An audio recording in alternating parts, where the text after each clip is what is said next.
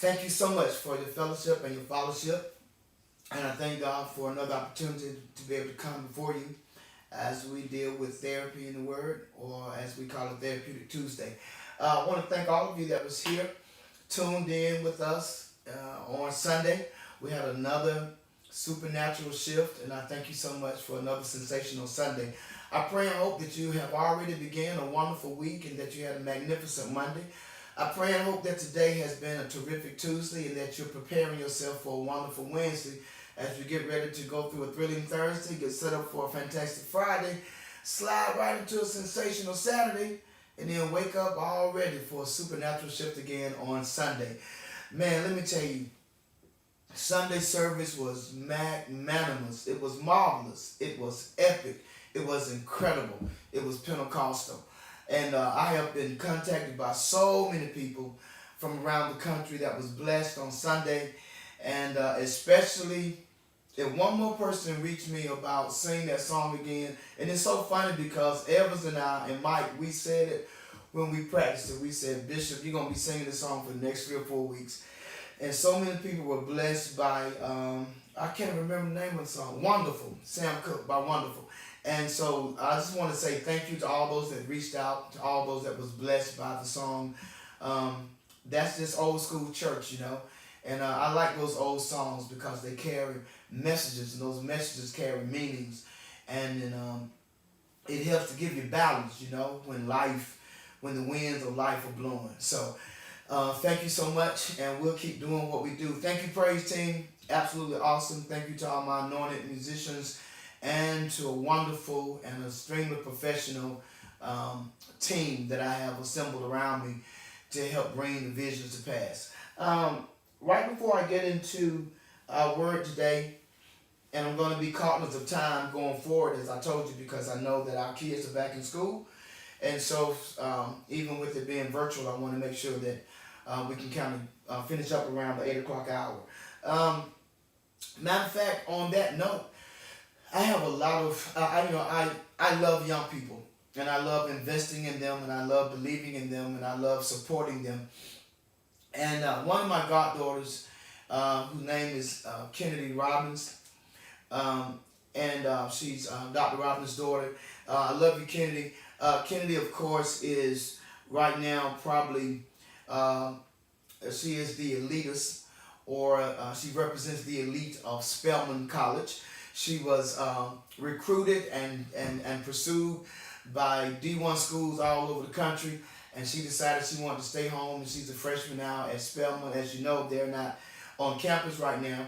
And so Kennedy decided that, with her mother being a principal and her knowing all the ins and outs of education, as well as understanding the problems that are proliferating and permeating right now as it relates to school with virtual learning. And she started her own tutorial service, and I just like pushing our youth. And I told her I wanted to give her a shout out today, and I'm going to give her a shout out again on Sunday. It's called Kennedy's Tutoring Service. It is an online tutoring and virtual school support. Kennedy is tutoring right now those students between 3rd grade and 12th grade. So from 3rd grade to 12th grade, if they're having issues with their work, their school, being online, Kennedy is right now so many people's answer. She specializes in reading, language, arts, reading, language, arts, essay writing, IB English, world studies, college prep support. And for consultation and affordable prices, you can reach her, you can email her at Kennedy at krobbins1 at spelman.edu. Let me do it again. Kennedy, you can email Kennedy at Kennedy at krobbin, Krobbin, the number 1 at spelman.edu. All right, and or you can just text Kennedy at 404-254-0648. 404-254-0648. And Wings of Faith, I know I have a lot of students, a lot of youth in our church. So if you have any kids that are having some issues and you want someone to assist them and help them that you can trust someone that you know has a Christian spirit, a Christian heart, and a Christian background, reach out to Kennedy and let's support her and help her as she helps us. We know that she is an international baccalaureate high school graduate, current elementary education major, of course, at Spelman, and she is well equipped and more equipped to handle and help lead your child to a scholastical state of success. Excited for you, Kennedy, and excited for all those who will be blessed by her.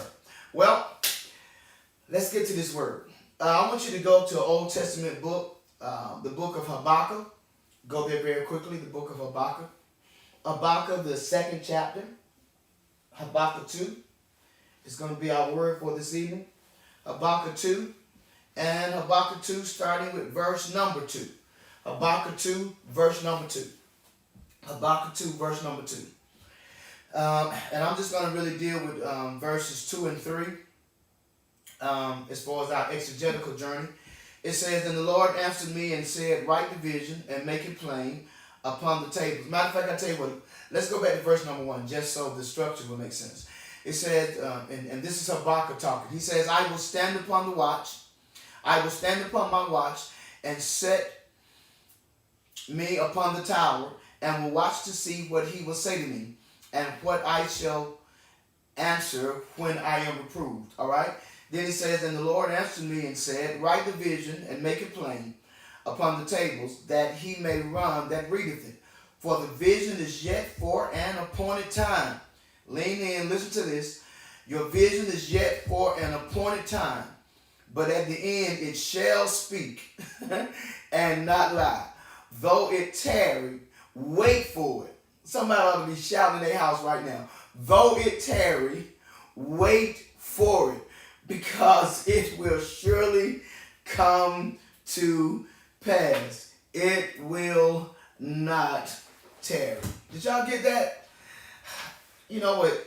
You all shouldn't even make me explain this to you. This is so good right here. I should just be able to read it and be done. All right, here it is. So I want to talk tonight for about 30 minutes. I want to talk tonight, maybe 25, 30 minutes. I want to talk tonight about how to handle a vision. How to handle a vision. God was giving Habakkuk a vision, and then he gives him instructions on how to handle a vision. We find ourselves here tonight, my sisters and brothers, in this Old Testament jewel entitled Habakkuk. It has 3 chapters, it has 56 verses, and it has 1,476 words. Let's do it again. It only has 3 chapters, it only has 56 verses, and it only has 1,476 words. All right? The Shemaiah spotlight shines on the prophet Habakkuk at a time when Israel was in exile. Remember, Israel had fallen into the hands of the Assyrian army. And so Judah is now left alone. Okay? While Judah was left and Israel, northern Israel, was in captivity, the Assyrian army that came in and flexed its muscles on Israel is now no longer in charge. Now the Babylonian Empire is the power to be. The word have gotten all the way down to Judah that Babylon is on their way. Stay with me here. We're going to have a good time these 30 minutes. Babylon is on their way. The enemy is on their way. All right? Judah realizes something. They don't have strength to overcome them. They don't have militaristic training to beat them. They don't have the wiles, the stratagems, or the planning to have victory over them. And so Judah is a nervous wreck. There's a prophet down in Judah by the name of Habakkuk. And Habakkuk gets the word that the Babylonian Empire is on its way. He's already frustrated, irritated, and agitated because Habakkuk has been crying out to God. He's upset with Judah, and now he's upset with God. Lean in. He's upset with Judah because Judah has wavered in their worship. They have released at times their relationship. They have watered down their worship. They have stopped praying like they should have been praying. They ceased praising the way they should have been praising. And so the prophet was upset with Judah because Judah is acting as if they have forgotten how good God had been to them. And while the prophet was speaking to Judah and crying out for God to come show up, then the prophet finds out that Babylon is on their way, that the enemy is getting ready to come in and have his way with Judah. And so, my sisters and brothers, that's why the text says in chapter 1, it talks about the burden of Habakkuk, the weight of Habakkuk. He was upset. He was caught in between and in betwixt.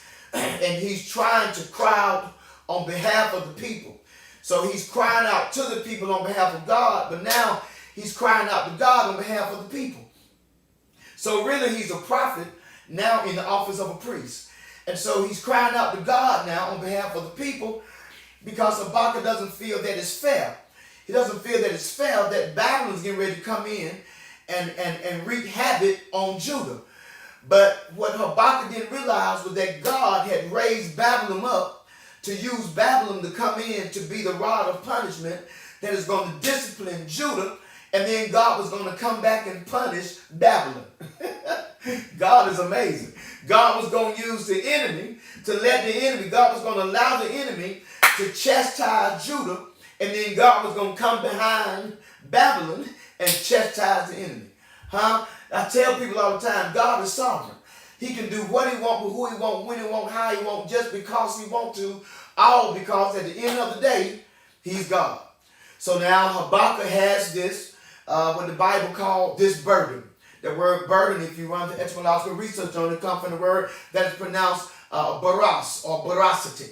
It deals with a weight that one is under, to be under a great weight, or to be under a strain, or to be carrying a load. He has a burden. Anytime you say you got burdens, it means that you have issues that are weighing you down emotionally or spiritually. So when we look at the burden of Habakkuk, Habakkuk then goes to God and he begins complaining. He begins to tell God it's not fair, it's not right, it's not just. It doesn't even seem godly. He just kind of goes off a little bit. He's upset. So what happens, and so he does all this in chapter 1. You can read it when you have time. He's just venting, as they say today. He's venting to God. He's venting to God because he feels like God is not being just to Judah. He's not being just to the child of God, to the children of God. Because how can God take the enemy who loves him not and use the enemy to chastise his child? Habakkuk said, this ain't right, God. And then Habakkuk, being a prophet of the Lord, ends his dissertation. And he says to God, in verse number 1 here in Habakkuk, I closed my Bible on it, but I really know it, but let me open it up to quote it. He says, I will stand in the watch. I will stand upon my watch and set me in the tower, and I will watch to see what he will say to me, and what shall I answer when I'm approved. So Habakkuk says, look, I'm getting ready to go up to the watchtower. The watchtowers, of course, was the tower that was used for military purposes, that they might have a landscape and a better visual of the land, of the geographical landing by which they could then see when the enemy was approaching. He says, I'm going up in the watchtower, and I'm going to stand up here, and I'm going to stay up here until I hear from God. I'm going to stay up here, and I'm going to keep watching, and I'm going to keep listening to see if God's going to answer me, because I don't think this is right. Okay? So that's what chapter 2 picks up. Y'all ready? Here we go. And then chapter 2 picks up. He's up in the watchtower. He's waiting to hear from God, waiting to see from God, and then God does something. Y'all ready? God responds. A child of God calls God, and God calls him back. A child of God is venting. He's discombobulating. He has questions, no answers, and God gives him the answer. And this is what God's answer was. You ready? He says, and the Lord answered me and said, what did he say, Habakkuk? He said, write the vision and make it plain upon the tables, that he may run that readeth it. For the vision is not yet, but for an appointed time. But at the end of it shall speak, and not lie. Though it tarry, he says, wait for it, because it will surely come. It will not tarry. All right, here we go. The first thing I want to share with you is I want to share with you what I call the challenge of the vision.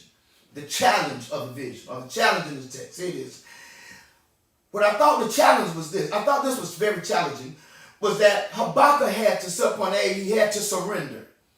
He had to surrender. Habakkuk goes to God in a time of warfare between Babylon and Israel because he's upset about the punishment.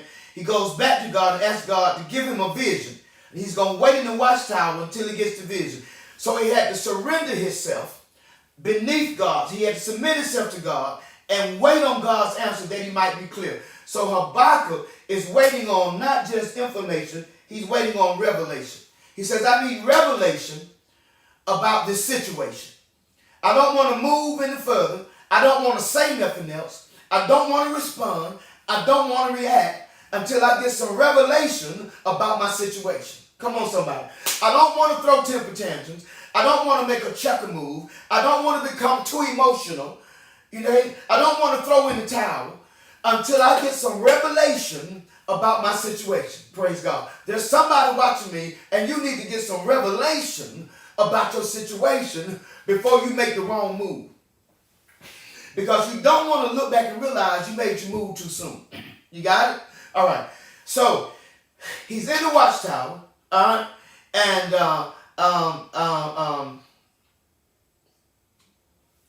God tells him, God found a speech to him, and he says to him, write the vision. All right. Now, let me say something. Make a note of this. You got to see it before you can write it.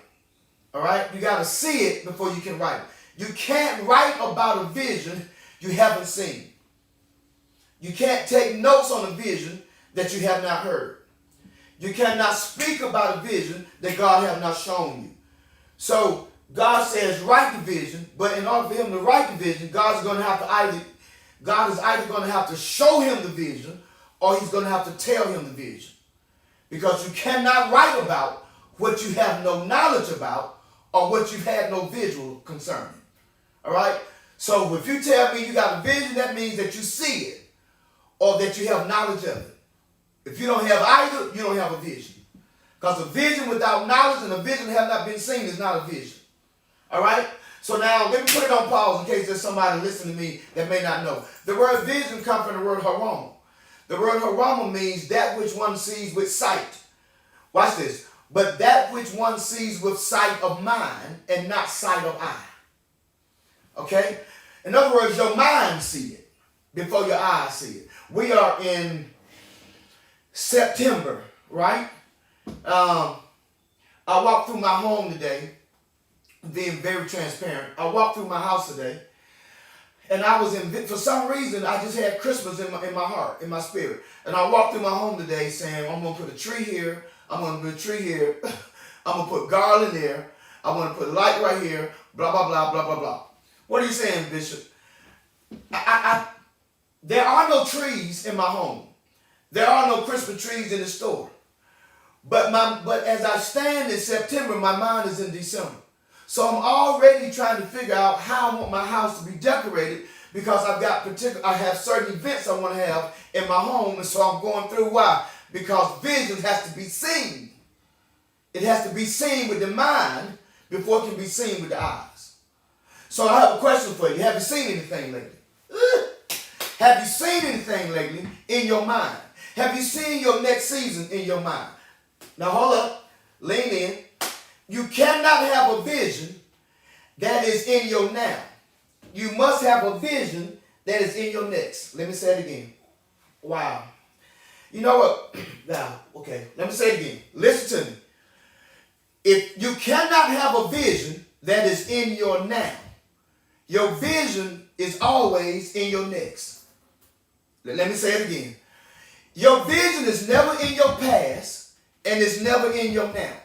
Your vision is always in your next. Your vision will always be that which is coming to pass and not that which has passed. Do you have it? So if you're excited about a vision you have, that means that you are excited about something on its way. Something that have yet to manifest and something that have yet to come true. You got it? All right. So you got to be able to see it. And then he tells them, take the vision and write it down. All right? So you got to see it and then you got to save it. Okay? He tells them to write it down, which means you got to save it. You got to write it down. Now listen, when he says write it down, a lot of people don't understand. He says write it down. He says take the vision, write it down, make it plain upon the tablets. When he says write it down, make it plain upon the tablets, he was telling him to write it on the tablets on the boxwood tablets of that day. They would write on either boxwood, or they would write on pine wood, or they would write on stone tablets, or they would write on what is called papyrus leaves, where we get our word paper. They would take 2 leaves or 3 leaves or 4 leaves, and they would write on that.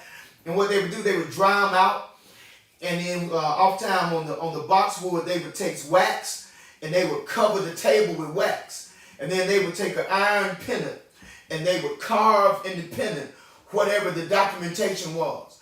So when he says write on the table, they would write on the table, which in our word would be tablets. Then they would take the tablets and hang them up. Listen to me, lean in.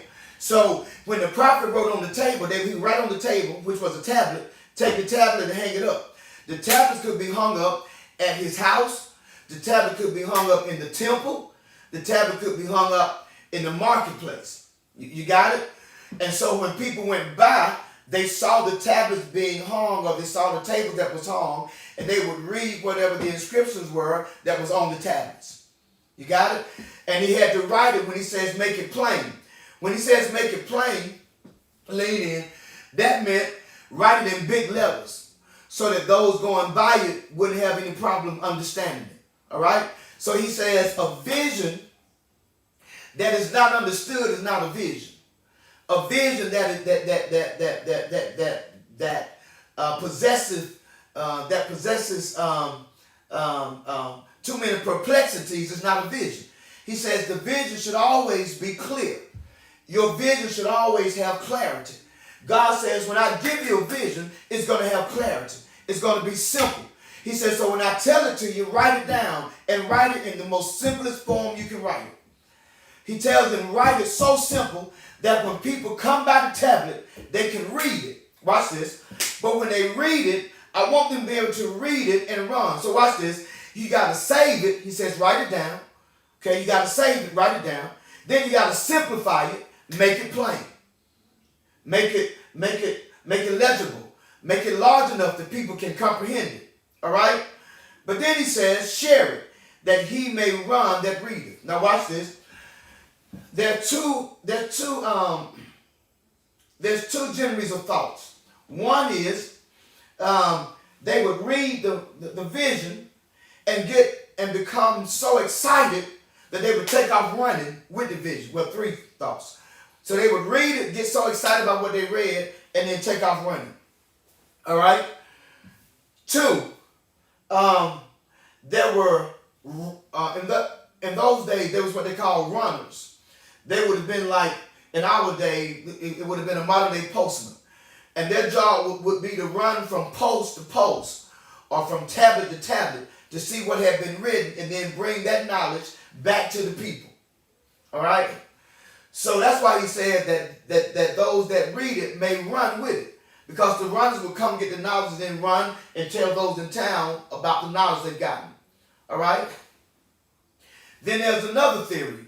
The other theory is that word, when it says, when he says that they that read it, make it plain upon the tablets, that he may run that readeth it.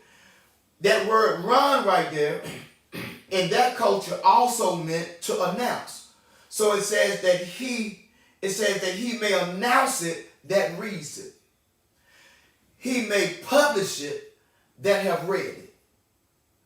So God says, when I give you a vision and I have you to write it down, I'm going to have you to see it, 1. I'm going to have you to save it, 2. I'm going to have you to simplify it, 3. And then I'm going to have you to share it. So when you share it, it not only means to run physically, but it means to announce the vision that God has given you, when that vision is a vision that affects people. Did y'all follow me there? So you got to share. You got to tell somebody. You got to tell somebody. You got it? All right. Now, then he goes. Now, I want to make sure we have a good understanding of this before I move. So he says, the Lord said to me, write the vision, write the Haram, write what you're going to see with your mind, make it plain, give clarity upon the table, upon the box, wood, that he may run, that the person may acknowledge it and share it that read it. All right? Now go to verse 3. We're done. It says, for the vision is yet for an appointed time. Here we go. Lean in. The vision is yet for an appointed time, but at the end of it, it shall speak and not lie. All right, here we go. What's confounding about the vision is this. In verse 3a, what's confounding about the vision that it says the vision must go beyond your now into your future. It must be something that you are waiting for and are waiting on. It must be something that have yet to proliferate and yet to permeate and yet to manifest itself. The vision must not be in hand reach. It must be out of reach. If it's a real vision, you can't reach it yet. You can't touch it yet. You can't hold it yet. But it's in your future. You see the reality. I'm sorry. You have a revelation concerning your reality. You have a revelation concerning the reality which have yet to come to pass. He's going to give you revelation before he gives you realization. You got it? He's going to give you revelation before it becomes realization. You got it? All right. So, the vision goes beyond the now. I keep saying that. I'm going to say that again. Your vision must go beyond the now. If it's a true vision of God, that means that you get it in January, it comes to pass in October, November, December. You get it in 2020, it happens in 2021. The vision is always futuristic because there's a process between the time he shows you the vision and the time that he delivers the vision. Lean in. There's a process between the time he shows you the vision and the time that he delivers the vision. All right? The vision must go beyond your now. Make a note of that. Subpoint B. The vision must go through the birthing process. The vision must go through the birthing process. The Bible uses a term. It says appointed time. Lean in. It says appointed time. When the Bible says appointed time, that word appointed from the word histemi means to stand. It means to set. It means to establish. It means to arrange. It means to prearrange. Lean in. It means to place in order for. It means to prescribe. It means to place in position. Wow. Let's do it again. What does it mean? It means to set. It means to establish. It means to arrange. It means to place an order for. It means to prescribe. It means to place in position. The Bible says for the vision is yet for an appointed time. It is not for just any time or some time. No, it's not even for a good time or a right time. The vision is set for an appointed time. It has a due date. Are y'all hearing me? Your vision is going to come to pass when it hits its due date. It has a due date. It has a set date. It has an established date. And it cannot go past that date. Now watch this. The vision must go through the birthing process. An appointed time. But at the end, it shall speak. At the end. Okay? It can only speak when it has run its due process. It cannot speak before then. It can only speak when it has run its due process, and its due process has run into its due time. It only speaks when it comes into what is called due season. When it comes into due season, it speaks. It cannot speak before. It cannot even speak during. It only speaks when the season is due. Now watch this. I ran the research on that word speak. It comes from the word Lego. Lego comes from the word Lepo. Okay? I'm sorry. Lego. And then laleo. Laleo. That word laleo means to say it or to bring a voice to it. God says your vision, you're going to see it, it's going to be silent, and then it's going to have his voice. Wow. Let me say it again. You're going to see the vision, then it's going to be silent for a while, then it's going to have a voice. And the voice is going to be a voice of victory. So the whole while it's silent, God is bringing it to pass. The whole while it's silent, God is working on you while he's working on it. The whole while it's silent, God is preparing you and preparing it. The whole while it's silent. And that's why there's such an antagonistic spirit oftentimes on the lives of people that have great visions, because we are talking about a vision that people can't see, and we are talking about a vision that's not talking, and we're talking about a vision that's not talking.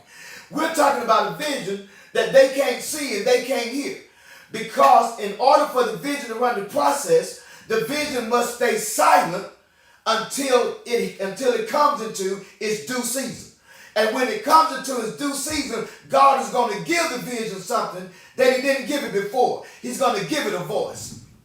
Lean in.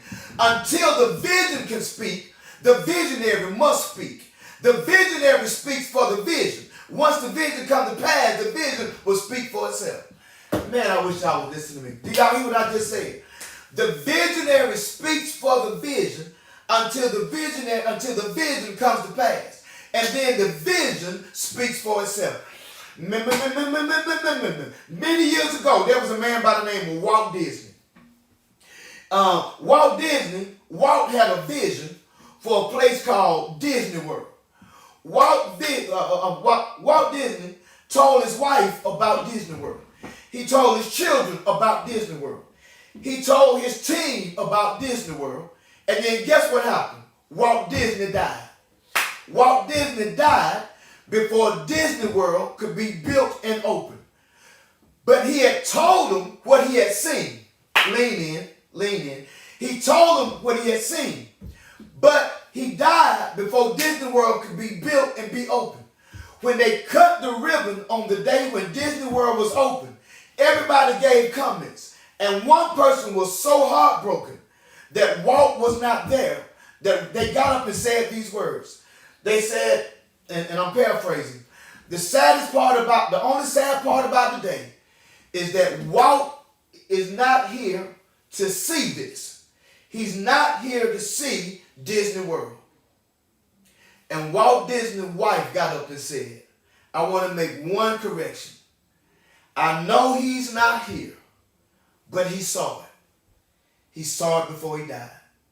Are y'all hearing me? She said he saw it in his vision. He saw it in his dream. He spoke about the vision during the time the vision couldn't speak. Now that Disney World has been built, Disney World does what now? It speaks for itself. I stopped by to tell somebody tonight before I let you go that there are some visions that God is getting ready to bring to pass in your life, and you're not going to have to open your mouth. When they walk up, they're going to see that God did what God said he was going to do. They're going to see everything that God has manifested, everything that God has brought to pass, everything that God has created, everything that God has produced, everything that God has established. And when you was talking about it and everybody looked at you like you was crazy, God said that was just the vision, that was just the process of the vision being prepared to come to pass. Let me give you this, all right? So the vision must go through the birthing process. It is an appointed time, but at the end it shall speak. When the Bible says at the end it shall speak, it means at the end it shall have a voice. At the end it will prove itself. At the end it shall manifest. You got it? All right. And it only speaks when it has run its due process. When you have the real vision, you're striving for that day to come to pass. All right. So the vision must go beyond the now. The vision must go through the birthing process. And your willingness to wait is predicated on the worth of that which you're waiting for. There's a lot of people that miss their visions because of this one mistake. They get tired of waiting. My sisters and brothers, I don't know who I'm talking to tonight, but I stopped by to share with you. God wanted me to give you this impartation.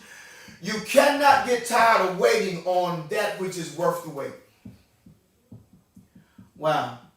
You cannot get tired of waiting on that which is worth the wait. You cannot get tired of waiting on that which is worth the wait. Very simple. The next time you get tired, the next time you get weary, the next time you get worn, ask yourself one question. Is it worth the wait? Is he worth the wait? Is she worth the wait? Is the career worth the wait? Is the business worth the wait? Is the ministry worth the wait? Whatever the vision is that God has shown you, the book, the deal, the purchase, the recording, whatever the vision might be, one question for you. Is it worth the wait? The willingness to wait is predicated upon the worth of that which you are waiting for. Okay? Not only that, but I want to share this with you. Warfare will always come.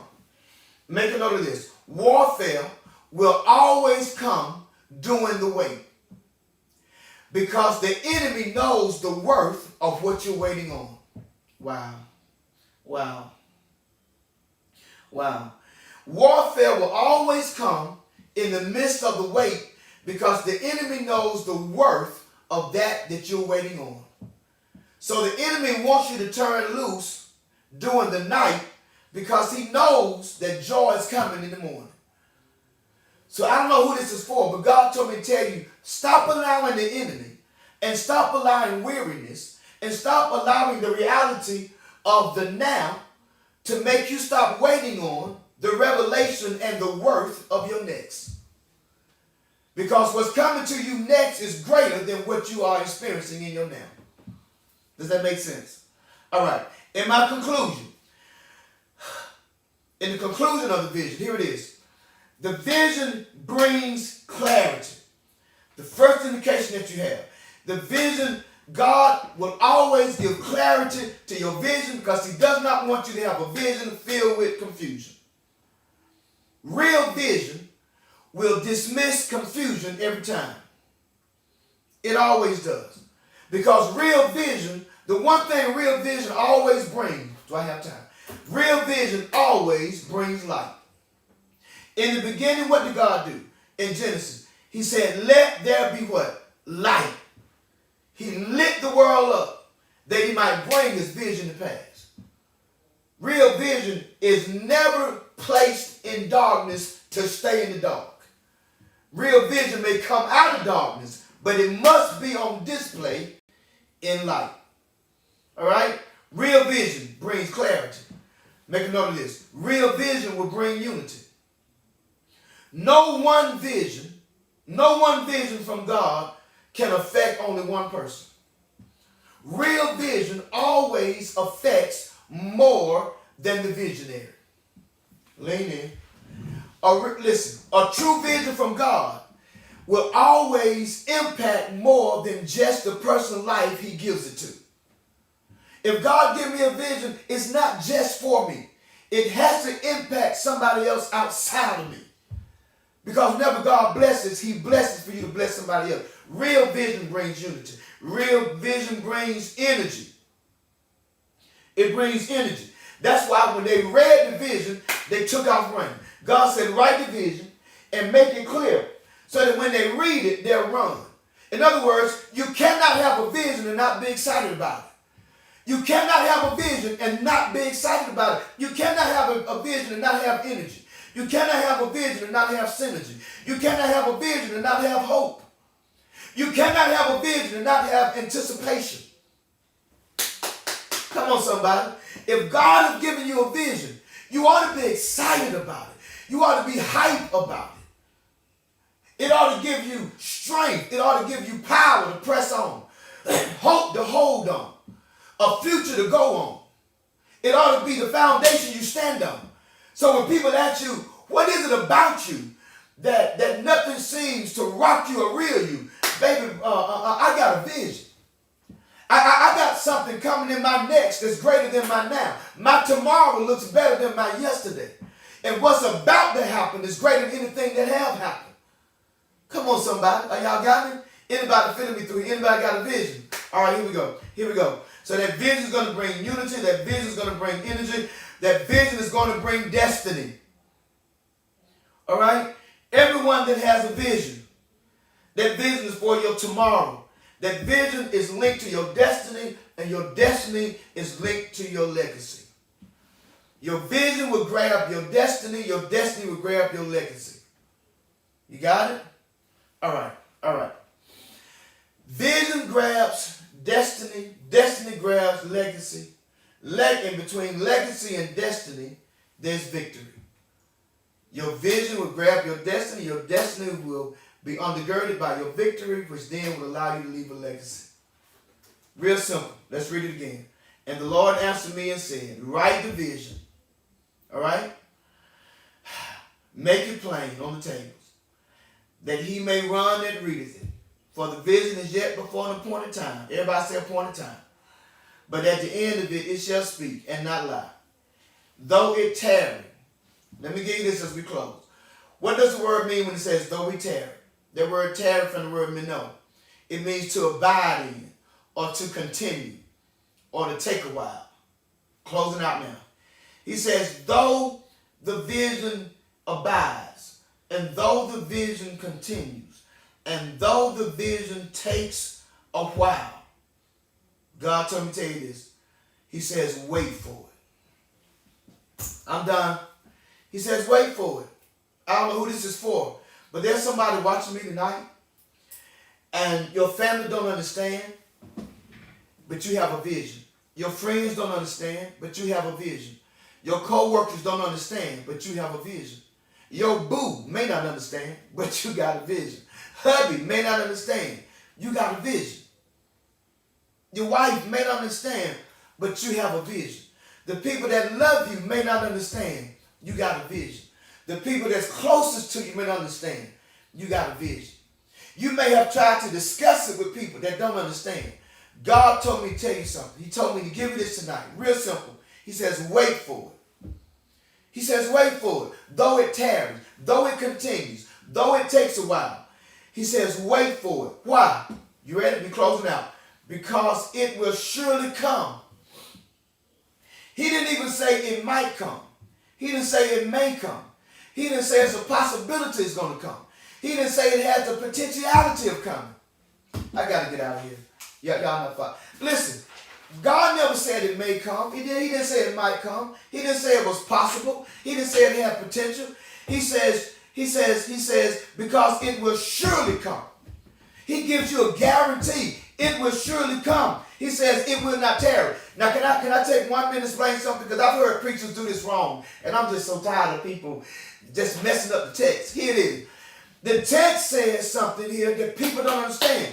He says, but at the end it shall speak, which means it shall be proven. It shall manifest. All right? But then he says, and shall not lie. When he says shall not lie, it means it shall not deceive you. Lean in. God says what you've been waiting on is waiting on you. It shall not deceive you. You have not been misunderstood. I'm sorry, let me say it again. You have not been misinformed. You have not misunderstood. You have not been mishandled. The vision that you feel God showed you is the vision that he showed you. He said, watch this. It shall not lie. It shall not deceive you. It shall not let you down. It shall not disappoint you. Though it tarry, though it waits, though it continues. He says, wait for it. Do you know what he says when he says wait for it? That word wait right there, it means to wait with expectation of. To get still while watching. You got it? All right, watch this. He says, because it will surely come, it will not tarry. So what does it mean when the Bible says it will not tarry? Y'all ready? I'm going to say it one time. He says, though it tarry, wait for it, because it'll come, it will not tarry. Though it tarry, though it continues, wait for it, it'll surely come, because it won't continue. Okay. Team, did y'all get that as I close? Okay, one more time, y'all. He says, wait for it. Right? He says, though it tarry, though it continues, wait for it. It's going to surely come, and it will not tarry. So how can he say, though it tarry, and then end by saying, it will not tarry? And this is where people mess up the interpretation.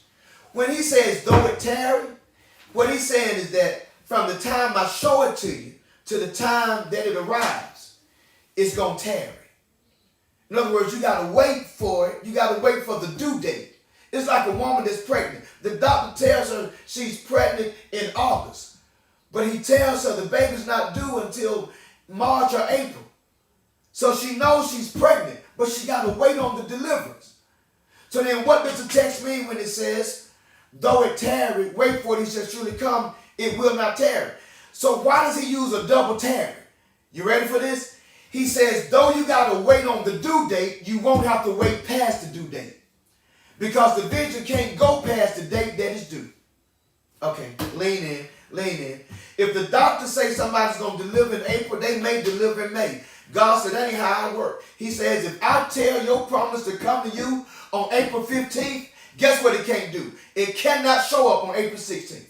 If I tell your overflow to come to you in 2020, that means it got to get to you before watch night.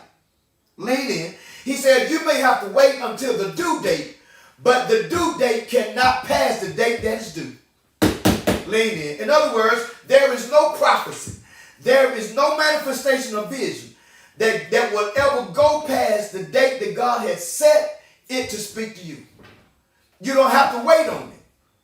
Whatever day God has scheduled it down on the calendar in the kingdom of heaven, that's the day it must come. And whatever God tells his word to do, it must do. If God say he's going to bless you in November 2020, he has to bless you in November 2020. And that word cannot go back to heaven in December talking about, I missed the address. That ain't how God works. Whatever day he sends it, whatever hour he sends it, lean in. I feel something right here. I want to say to somebody that's going through a sickness or suffering or pain, a season of turmoil, confusion, whatever it might be, somebody that's dealing with debt and some type of economical woe, that whatever the date has been set in the kingdom for your overflow, your healing, for your deliverance, whatever it might be, for your business, whatever it might be, it must come to pass in that season, on that date. And there's absolutely positively nothing hell can do about it, and nothing the devil can do to stop it. And that's how you handle a vision when it has been given to you by God. God told Habakkuk, real simple, just take the vision, write it down, make it clear, so that when whoever else announces it, publicizes, speak about it, whenever they get the knowledge, they can run and share it with great clarity. And you may have to wait on it, because there is a period from the time I deliver it to you, from the time of the dialogue of the vision to the time of the dispensation of the vision, there is a developmental period right there. So you got to wait from the time he tell you about it to the time he hand it to you. You got it? But in the midst of that, just keep preparing yourself, because it must come to pass. Do not allow the burdens, the veracity of 2020 to make you think that what God promised he was going to do, he's not going to do. God told me to tell you he's going to do it. It had nothing to do with the virus, had nothing to do with depression, had nothing to do with the economy. If God said he's going to do it, he's going to do it. God will bless you with sunshine in the middle of a rainstorm. God will bless you with favor in the midst of a famine. God will bless you with divine healing when everybody else around you is sick and suffering. God is able to do what only God can do. And whatever he say he's going to do, if he said it, that settles it. You got to take God at his word. And that's how you handle a vision from God. You got it? Got it. All right, good. Listen, if this word has been a blessing to you tonight, I want you to hit us up, WAFATL.com. Click donate. Be a blessing to us if we've been a blessing to you. You can download Giveify, search for Wings of Faith Worldwide Ministries, and be a blessing that way. If this word has blessed you directly from me to you, you can hit me up on Cash App, $ Dreyfus Smith, Dreyfus Smith, and whatever your payment might be, whatever your seed, your love offering might be, it is greatly appreciative and greatly appreciated. Much gratitude go to it. I am both honored and humbled to have received it, and I will definitely respond to you. Also, on this Saturday coming, our location at Wings is going to be used for COVID testing. So we're going to have, if you like to, our property is going to be a test site. So if you like to come and get your and have your COVID-19 test, all you got to do is go into covid19.dph.georgia.gov to register. Okay, let me give it to you again. COVID, just do COVID, and then hit 19.dph.georgia. Just abbreviated. .ga. All right. .gov. All right, and you can do that to register. And if you have any problems with that, just call the church. I just make it simple. Just call Wings of Faith, and our administrative team will give you all the directions. It's set for September 19th between the hours of 9 and 1. All right, and that is free testing. So people already been calling, want to know how much it costs. I wouldn't even have it there if it was going to be a price. See? So it's free testing, and it's open to all. So, but it's first come, first serve, and they have a lot of slots available as of today. But I know it's going to fill up between now and Thursday, now and Friday. All right? Okay. If you have any issues, anything you like for prayer, special prayer, you can reach our office in the morning and anytime before, I think, 11:30. And then I can take those prayer requests, those concerns to the Lord in prayer tomorrow at our noonday prayer hour. All right? I want you to be good to God and know that God will always be good to you. All right? Be blessed. And if it's God's will, I'll see you soon. All right. Bye-bye.